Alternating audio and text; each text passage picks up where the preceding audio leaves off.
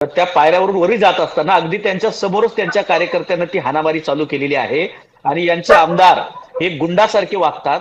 हे गृहमंत्र्यांचं व भारतीय जनता पक्षाचं महायुती सरकारचं अपयश आहे।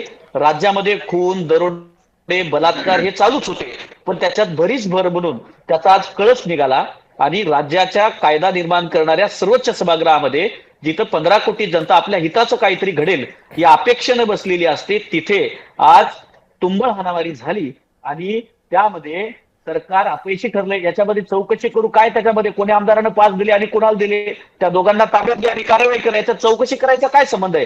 ते सगळं असतं तुमच्याकडे, पण चौकशी करू हे गुळगुळीत उत्तर द्यायचं आणि गुन्हेगारांना पोसायचं आणि हे महाराष्ट्राचं संपूर्ण आज महाराष्ट्राचा पूर्ण दंगेखोर महाराष्ट्र बनवण्याचं काम भाजपनं केलेलं आहे आणि यामुळं निश्चित पद्धतीनं महाराष्ट्रातील 15 कोटी लोकांच्या अपेक्षांसोबत आणि त्यांच्या हक्क अधिकारांसोबत खेळून गुंड, चोर, त्याचबरोबर भ्रष्टाचारी यांना जगवण्याचं काम राज्याचे मुख्यमंत्री आणि गृहमंत्री आणि महायुती करतायत का, अशी शंका महाराष्ट्रातल्या लोकांना निर्माण होतीये।